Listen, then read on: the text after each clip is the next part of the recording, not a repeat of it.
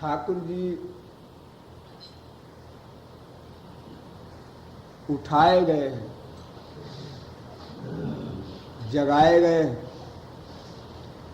बड़ी मुश्किल में मैया ने ठाकुर जी को जगाया।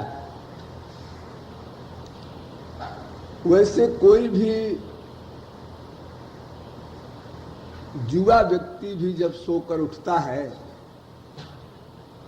तो उसकी आंखों में एक विशेष सौरस्य होता है। उसके बहुत से कारण हैं, मेंटल, फिजिकल। फिर छोटे बच्चे जब सोकर उठते हैं तो जनसाधारण के बच्चों में भी कुछ विशेष मादक रस होता है। फिर जो रसावतार हो, जिसमें रस ही रस भरा हो, उसकी आंख में क्या विलक्षणता होगी यह तो दृष्टा अनुभव कर सकता है, बता नहीं सकता। तो ठाकुर जी की आंखों में अनंत दिव्य रस भरा है। वैसे ही फिर सोकर उठने पर उसमें और चार चांद लग गए हैं। इसलिए रस शब्द का जो अर्थ है परमानंद, उसके साथ एक शब्द और लगा दिया, आति रस भरे। अनंत रस, अनंत आनंद तो रस शब्द से ही बोधित हो गया, किंतु आति रस भरे।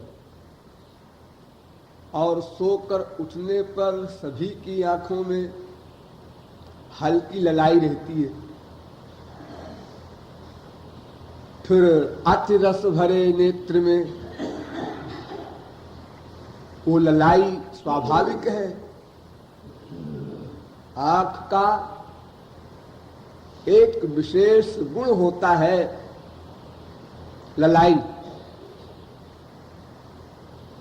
अमीय हलाहल मद भरे, श्वेत श्याम रत्नार। तीन चीजें आंखों में होती हैं, एक अमृत, एक विष और एक शराब। अनेक स्थानों पर आप लोगों ने मदिरा में पढ़ा होगा, सुधा पयो निधि मधि विष अंबुधि और मतवारे। सुधा के समुद्र में विष का समुद्र, और फिर चारों ओर शराब, और फिर आंखें चंचल। सुधा पयोनिधि मधि विष अंबुधि और मतवारे चंचल दृगवारे। गरल सुधा मधुमयी दृग चितवन, अनेक स्थलों पर वर्णन है। तो ये जो शराब है, इसका रूपक आंख की ललाई से लिया गया है। हल्की ललाई, वो दिखाई नहीं पड़ती स्थूल दृष्टि से, बड़ी हल्की होती है। और सफेदी तो आप देखते ही हैं आंखों में सब, और कालिमा भी आप देखते हैं।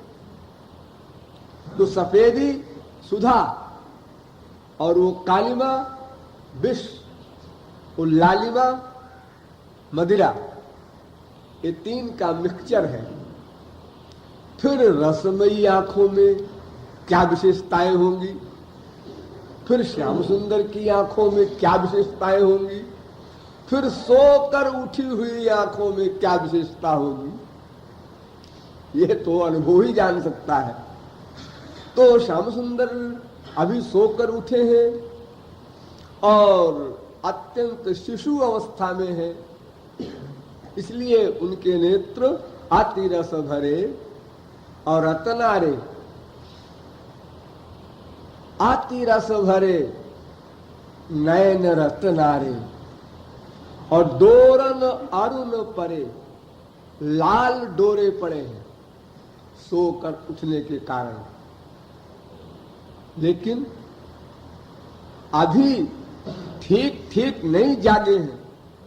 छोटे बच्चे जब जागते हैं तो जैसे कोई समाधि से उठता है तो धीरे धीरे धीरे धीरे नॉर्मल होता है, ऐसे ही छोटे बच्चे जब सोकर उठते हैं तो आपकी तरह नहीं उठे और खड़े हो गए अपना काम करने लगे।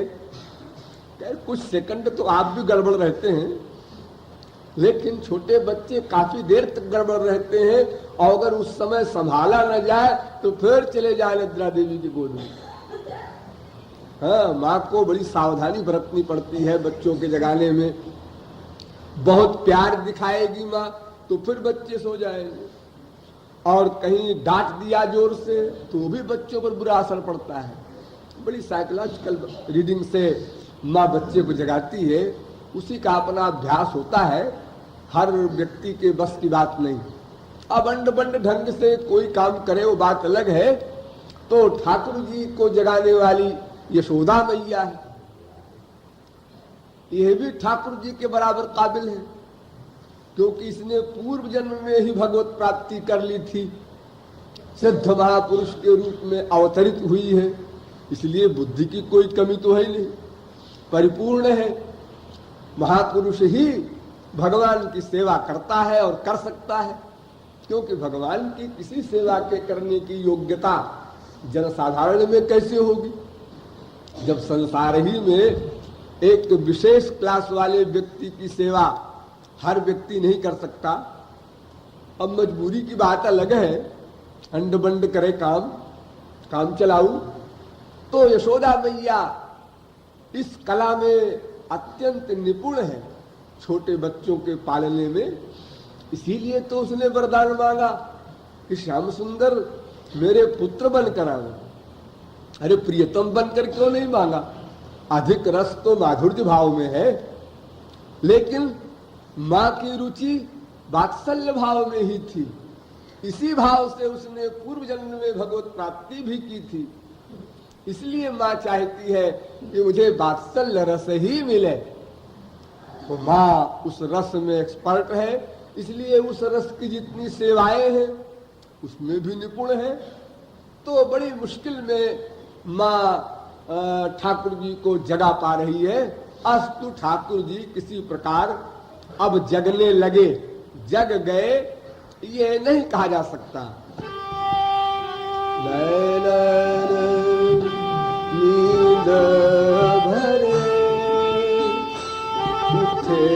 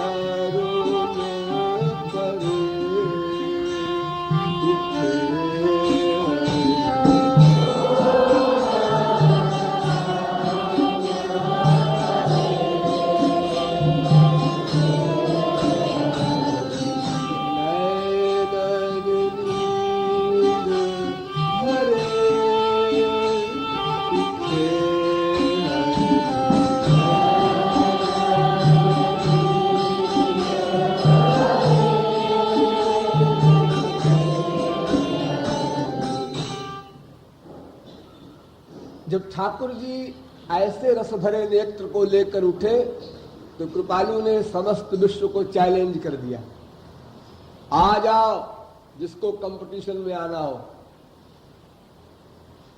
श्याम सुंदर के रस भरे नेत्र के सामने जिसे कंपटीशन में खड़ा होना हो, आ जाओ। तो संसार में अल्पज्ञ लोग अपनी हैसियत का विचार न करके भी इलेक्शन में खड़े हो जाया करते हैं। आप लोगों ने बहुत जगह देखा होगा, जमानत जब्त हो जाती है लेकिन खड़े जरूर हो जाएंगे प्रेसिडेंट बनने के लिए। तो कुछ लोग आए, उसमें एक खंजन पक्षी आया। मनुष्यों में कोई नहीं आया, क्योंकि मनुष्यों में तो सौंदर्य होता ही नहीं, तो कोई मनुष्य आ करके अपनी हंसी क्यों बनावे। मनुष्य शरीर में सौंदर्य नहीं रखा है भगवान ने, कूड़ा कबाड़ा शरीर बनाया है मनुष्य का। केवल बुद्धि दिया है मनुष्य को, एक विशेष चीज, शरीर नहीं दिया। अच्छा, सौंदर्य पशु पक्षियों में बांटा गया है, ये विधाता का वैलक्षण्य है। इसीलिए पशु पक्षियों की आंखों से ही किसी परम सुंदर मनुष्य की आंखों की या किसी अंग की उपमा दी जाती है। इनके नेत्र हिरण के समान हैं, इनकी गर्दन कबूतर के समान है। देखो, ये सब पशु पक्षी आ रहे हैं। इनकी नासिका तोते के समान है, इनकी कमर शेर के समान है। यानी प्रत्येक अंग का जो निरूपण होता है वो पशु पक्षियों से होता है। यहां तक कि आवाज तक के लिए ये कोकिल कंठ है। मनुष्यों में अगर ये सब विशेषता दे दी जाती तो क्या हाल होता। अरे इसी पर फूले नहीं समा रहे हैं लोग। शीशे में शक्ल देख देख कर सवेरे सवेरे आप लोग विभोर होते हैं, और अगर कोई विशेषता दे दी जाती तो क्या गति होती। हाँ? तो मनुष्य तो कोई आया नहीं कंपटीशन में। पशु पक्षी आए तो खंजन पक्षी आया, और एक पशु भी आया हिरन, और तीसरा और आया चकोर। इन तीनों की आंखों में विशेष सौंदर्य होता है, लेकिन तीनों में एक ही विशेषता नहीं होती। खंजन की आंखों में मस्ती होती है, एक विशेषताएं होती है। जैसे कोई किसी को देखता है और प्यार से, खूब प्यार से देखता है। हल्का फुल्का आइडिया संसार में होगा, और तो फिर प्यार है ही नहीं किसी के पास, तो प्यार से देखेगा क्या बेचारा। अभी प्यार की परिभाषा ही नहीं जानता संसारी व्यक्ति। तो वो कुछ झलक खंजन पक्षी में होती है। और बड़े बड़े नेत्र हिरन के होते हैं, और उस नेत्र में मदिरा का विशेष संयोग और कुछ खंजन की विशेषता चकोर में होती है। यानी एक ही में पूरी विशेषताएं नहीं होती, इसलिए तीनों मिलकर आए। हाँ? हमारे बनारस में, काशी में एक विद्वत परिषद है, काशी विद्वत परिषद। उसमें 500 विद्वान हैं, इंडिया के जाने माने विद्वान। तो अगर कोई जगतगुरु की सीट चाहता है तो वहां ये कायदा है कि वो जाए और 500 विद्वानों से मुकाबला करे, और 500 विद्वानों को जीते तो जगतगुरु बने। और वो 500 विद्वान ऐसे हैं जो अलग अलग एक एक किताब में जिंदगी भर रिसर्च किए हैं। जैसे एक सबसे छोटी सी किताब गीता है या ब्रह्म सूत्र है। अब इस छोटी सी किताब पर उन्होंने 60 वर्ष लगा दिए रिसर्च करते करते। वे गीता की पुस्तक में आपसे टक्कर लेंगे, दूसरा आएगा भागवत की पुस्तक में टक्कर लेगा, तीसरा आएगा वेदांत में, चौथा आएगा सांख्य में। यानी 500 विद्वानों की अकल मिलकर भी एक विद्वान से कम पड़े तब कोई जगत गुरु बने, ऐसा नियम बना रखा है। तो कंबाइंड योग्यता हो गई ना, मिक्सचर मिल करके। जैसे 50 आदमी मिल करके एक पहलवान से कुश्ती लड़े, उसकी पिटाई करें, तो कम कम ताकत भी होगी तो 50 पहलवान बहुत होते हैं एक आदमी के लिए। तो ऐसे ही यहां कंपटीशन में ठाकुर जी के अकेला तो आने की किसी का साहस हुआ नहीं। ये तीनों ने कमेटी की कि चलो हम लोग साथ साथ चलते हैं। अगर श्याम सुंदर की आंख में जजमेंट देने वाला कोई विशेषता बताएगा तो उसमें खंजन आगे आ जाएगा, किसी में चकोर आगे आ जाएगा, किसी में हिरण। हाँ साहब देखिए मेरी आंख बड़ी बड़ी है, तीनों आए। लेकिन आने से ही तो काम नहीं बन जाता। ये तीनों जब आए तो जज भी बैठा था जजमेंट देने के लिए, लेकिन उसके जजमेंट देने के नौबत ही नहीं आई। वो तीनों जब आए और श्याम सुंदर के उन आलसाने नेत्रों को देखा तो बस वैसे ही देखते ही रह गए। उनको भूल गया कि मैं कंपटीशन के लिए आया हूं। ठगे से ठड़े रह गए। जैसे पत्थर की मूर्ति कोई निर्निमेष, अरे भाई देखने का रस ले लो, कंपटीशन गया भाड़ में। अरे जीतेंगे तो है ही नहीं, कम से कम देखने का रस तो ले लो। तो देखने के चक्कर में उनका अपना जो कुछ विचार था पिछला सब समाप्त हो गया, यानी स्वयं हार मान लिया इन तीनों ने। ऐसे रस भरे नेत्र हैं।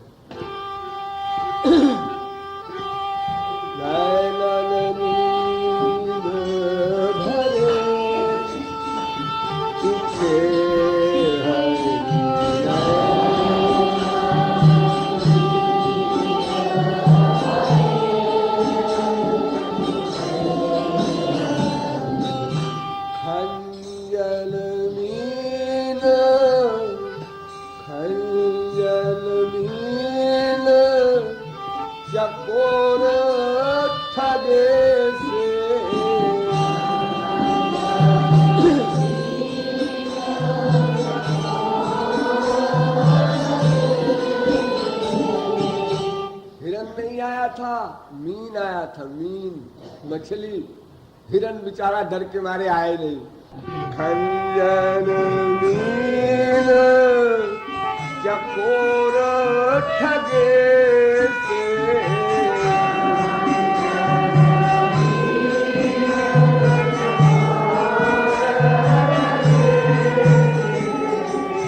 खंजन मीन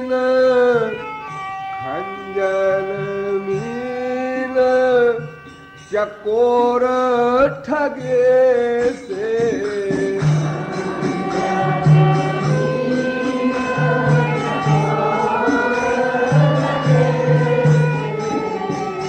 देखत देखत देखत नैन खरे उठे।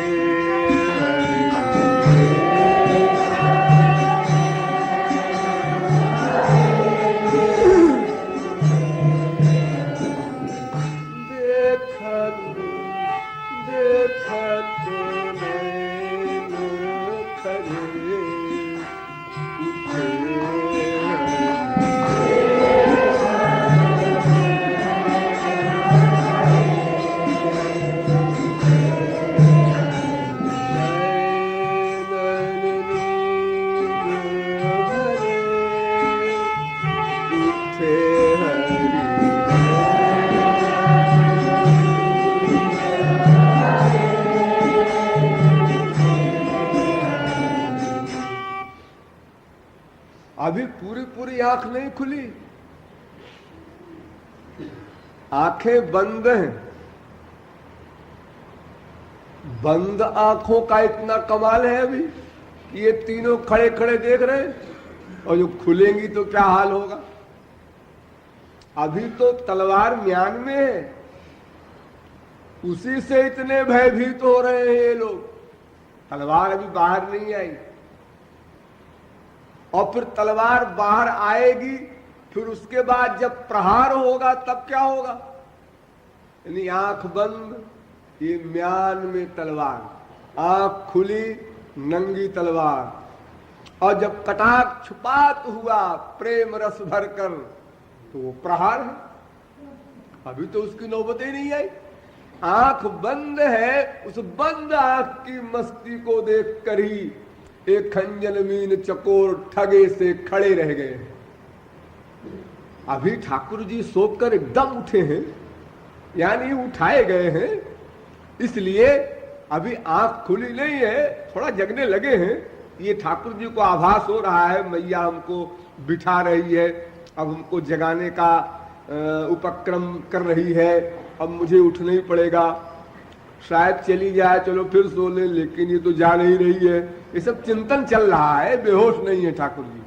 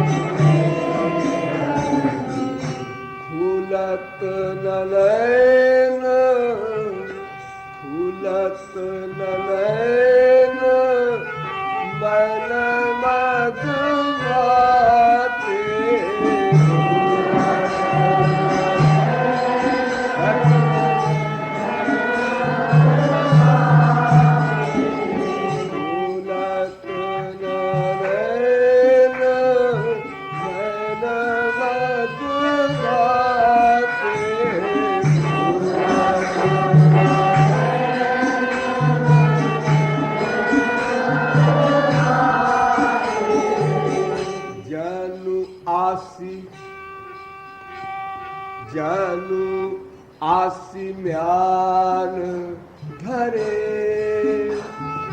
उठे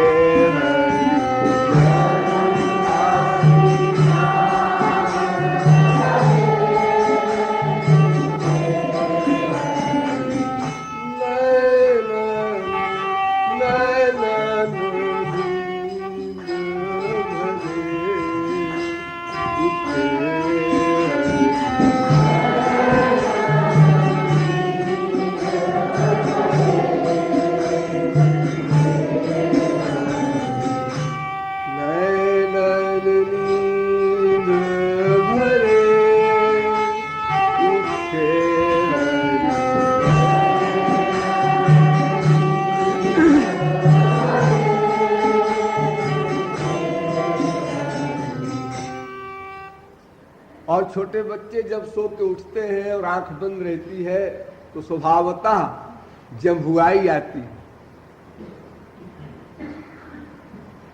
जम्भुआई आना एक तंद्रावस्था कहलाती है। एक जागृत अवस्था, एक स्वप्न अवस्था, दोनों के बीच में होती है तंद्रावस्था।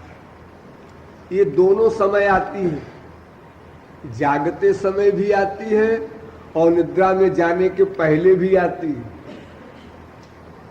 आप लोग जब यहाँ कीर्तन में औंघाते हैं, सो नहीं जाते, लेकिन सोने के पहले ऐसे एक्टिंग करते हैं, फिर डर के मारे फिर ठीक हो जाते हैं, फिर वैसे तंद्रा में गए फिर ठीक हो गए, क्योंकि निद्रा में जाने में तो फिर खड़े किए जाएंगे इत्यादि डर है।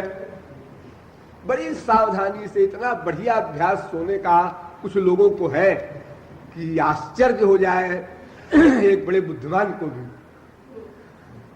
जैसे एक लाइन और पार्टी बोल रही है, इतनी देर में सो लिया,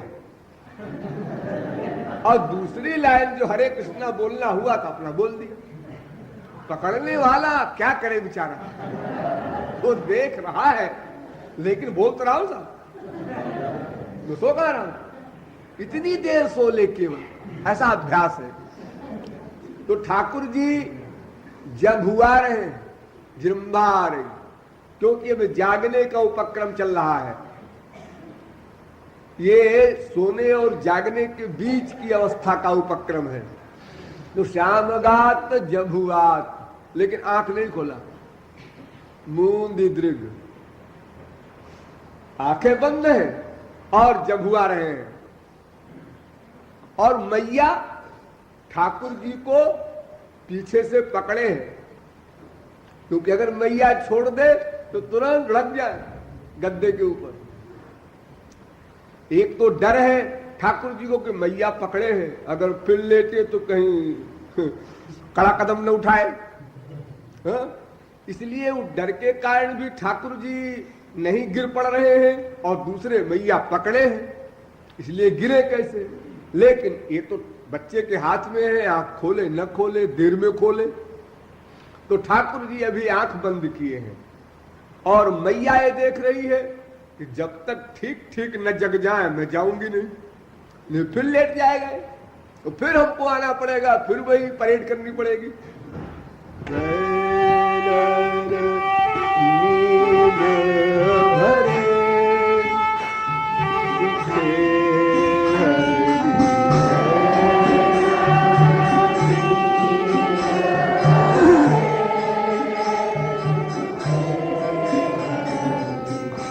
श्याम गात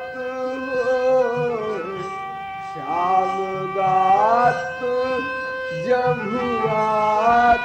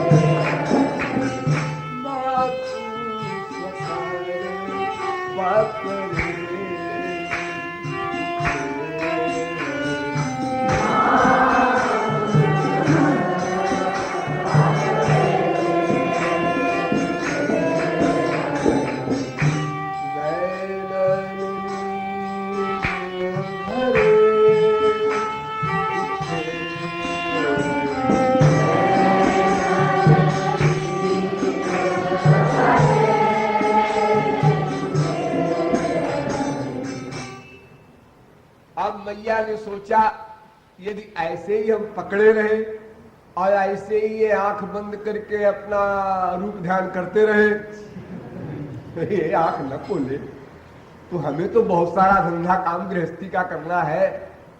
सवेरे सवेरे गाय भैंस का सब तमाम काम रहता है गांव में, तो ये तो बड़ी गड़बड़ बात है। तो मैया ने कहा अब ऐसा किया जाए कि लाला को उठाकर खड़ा कर दिया जाए। तो जब बच्चे को कोई खड़ा करता है तो बड़े मुश्किल में पैर टेकता है, लेकिन जब टेक लेता है पैर तो फिर उसकी नींद भाग जाती है। तो ठाकुर जी को मैया ने खड़ा किया, और बड़ी मुश्किल में खड़े हो रहे हैं, जैसे कोई घोर मरीज होता है, चार आदमी उसको मिलकर खड़े करें।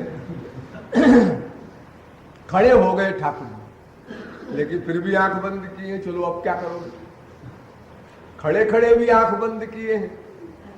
तो मैया ने कहा आप क्या करें। तो मैया ने कहा अब इनको चलावे कुछ दूर,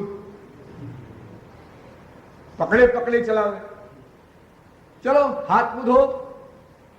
तो ठाकुर जी ने कहा अब तो चलना ही पड़ेगा, अब कोई इलाज नहीं है।